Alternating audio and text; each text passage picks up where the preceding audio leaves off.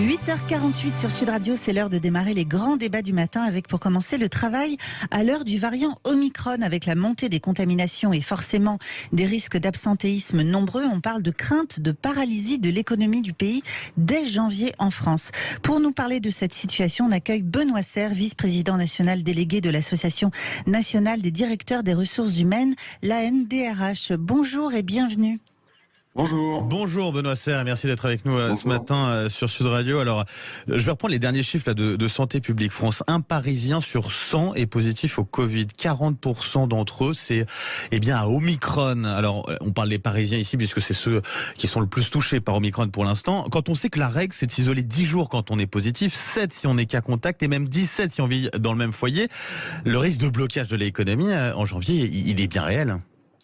Oui, c'est sûr que le risque de perturbation, je ne sais pas si on peut parler de blocage, parce que la situation, alors c'est vrai qu'elle est plus grave qu'en termes de contamination au moins, ce qu'on a connu jusqu'à maintenant. C'est vrai que ça va créer des problèmes de fonctionnement, surtout dans les activités qui nécessitent la présence physique des personnes, en fait. Surtout à un moment où l'économie repart fortement et on cherche aussi à recruter dans pas mal de secteurs, et notamment, vous parliez, les métiers manuels, où on a besoin aussi de recruter. Voilà.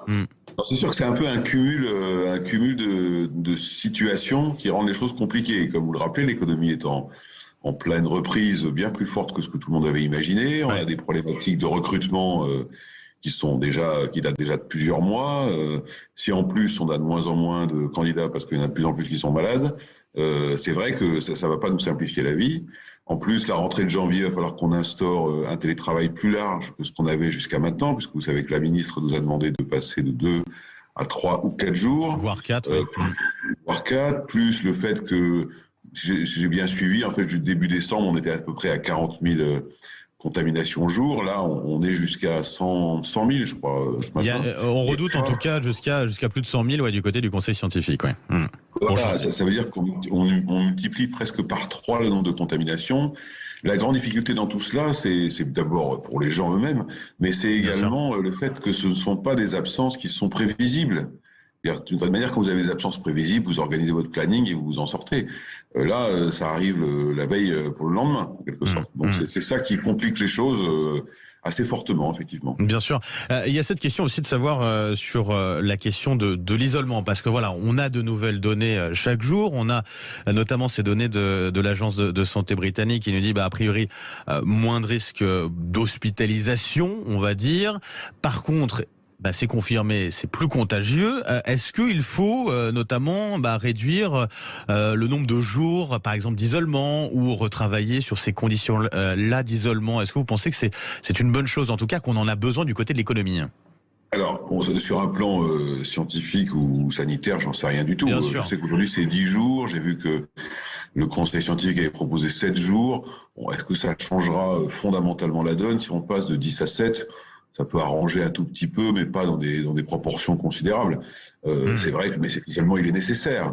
Le problème, vous savez, il vient à la fois, évidemment, des gens qui ont la Covid, mais également des cas contacts. Bien sûr. Dans les entreprises, on constate beaucoup de cas contacts qui fait qu'ils sont absents pendant peut-être 1 jour ou 2 jours, le temps de se faire tester, de revenir. Enfin, vous connaissez les règles. Ouais. C'est ça qui est le plus gênant. Passer de 10 à 7 jours, ça donnera un tout petit peu de souplesse, mais je ne pense pas que ça aura un effet considérable sur le bon fonctionnement des entreprises. Et ça ne changera pas foncièrement la donne. Non, actuellement, non, je pense pas. Actuellement, on est déjà sur des niveaux alarmants, entre guillemets, en termes d'absentéisme au travail. Pour le moment, c'est un peu les vacances dans beaucoup d'organisations, pas partout, bien sûr. C'est vrai qu'on avait vu la vague monter depuis le 15 novembre à peu près. On avait de plus en plus de cas Covid ou de cas contact, de gens qui vous disaient je peux pas venir parce que la classe de mon enfant est fermée. On voyait monter les choses quand même. Et puis on est parti en vacances. C'est vrai qu'il y a beaucoup de gens en vacances, ce qui fait que quand vous avez des périodes de vacances comme ça, les entreprises, selon les activités, fonctionnent un petit peu en mode adapté ou dégradé. Pour le moment, on le ressent pas très fortement, et même dans les activités de commerce, par exemple, liées aux fêtes de Noël, quand je parle avec mes collègues des différents groupes de grande distribution, par exemple, ils me disent que comme ils ont une organisation particulière pour les fêtes, avec beaucoup d'intérim et beaucoup de CDD, de gens qui viennent renforcer les équipes, elles le ressentent pas. En revanche, tout le monde s'attend quand même à une rentrée de janvier assez compliqué, tant sur un plan de la présence, mais également sur un plan, je dirais, du moral des gens, en fait. Bien sûr. Les gens sont épuisés, quoi. Donc, s'ils rentrent de vacances et qu'en plus, paf, ça retombe et qu'on repart sur une vague qui semble extrêmement violente, au moins sur le plan des contaminations, c'est sûr que ça va nous compliquer la tâche. Avec tout un processus peut-être à revoir aussi, puisqu'on est sur un variant plus contagieux. C'est-à-dire que les protocoles qui sont en place en ce moment dans les différentes entreprises, petites ou grandes d'ailleurs, eh bien, on doit revoir un peu ces protocoles, les changer. Ils sont pas suffisants. Alors, c'est ce qu'on attend. D'autant plus qu'on est en pleine vacances, hein, donc vous l'avez dit. Voilà, c'est vrai que, bon, je crois qu'il y a un conseil de défense sanitaire qui a lieu lundi. Conseil des ministres en l'occurrence pour présenter ce pass vaccinal en tout cas. Voilà, donc est-ce que ça va... Alors il y a le pass vaccinal, ça maintenant on sait que ça va être présenté au Parlement. On sait aussi, semble-t-il, que le pass sanitaire en entreprise ne va pas être proposé. Voilà, on verra après au Parlement, ça, c'est une chose. En revanche, est-ce que les protocoles vont changer? Est-ce que par exemple le gouvernement va nous réimposer 3 ou 4 jours de télétravail, alors que là, pour le moment, il nous incite essentiellement. Est-ce qu'on va renforcer les gestes barrières ou les distanciations sociales? Vous savez, là, on est à 4 mètres carrés. Vous vous souvenez que lors de la deuxième vague, je crois, on était monté à 8 mètres carrés dans un restaurant d'entreprise. Est-ce qu'on va reprendre les règles qu'on a connues lors de l'espèce de semi-confinement qu'on a connu en octobre-novembre 2020, où là, pour le coup, ça avait été assez compliqué quand même pour les organisations et pour les fonctionnements d'entreprise. C'est ce qu'on attend un peu tous lundi. C'est pour ça, d'une certaine manière, on va profiter de Noël, et puis on verra ce qui va sortir lundi pour s'organiser pour des événements. Ce qui va nous tomber dessus, effectivement. Benoît Serre, on est en ligne justement avec des auditeurs qui nous appellent 0826 300 300. C'est un auditeur qui est avec nous. Oui, on a Julien de l'Essonne qui voulait justement réagir et témoigner. Bonjour Julien, bienvenue sur Sud Radio. Le micro, vous êtes ouvert. Sur ce sujet, oui. Voilà, alors moi, je suis un peu intrigué par cette stratégie du tout va. Alors, mon cher Julien, je vous arrête tout de suite, ça capte pas très bien. On n'a que les consonnes. On vous entend pas très bien. On voudrait les voyelles avec. Attendez, je vais me mettre...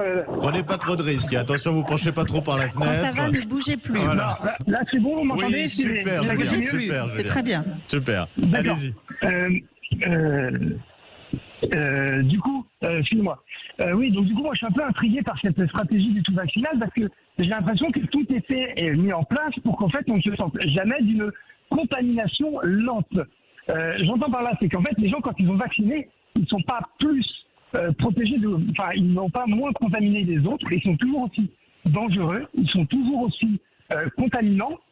Certes, ils sont moins malades, mais en fait, ça ne protège pas les autres, ça les protège qu'eux-mêmes. Or, le discours du gouvernement, c'est vaccinez-vous, ça protège les autres. Je ne sais pas si vous avez entendu ça. Alors, on va voir, mais ça commence à changer quand même sur... Olivier Véran l'a reconnu lui-même, sur la question notamment de la virulence de ce variant Omicron. Hier soir, sur le discours, il avait un peu évolué. Sur le côté, c'était moins dramatique, moins dramatisant, on va dire, sur ce discours. Donc, on verra ce que ça donne éventuellement. Mais on va faire réagir, juste pour conclure, Benoît Serre, il y a du côté des entreprises, il y a cette inquiétude aussi partagée par certains autour de la mise en place du pass vaccinal.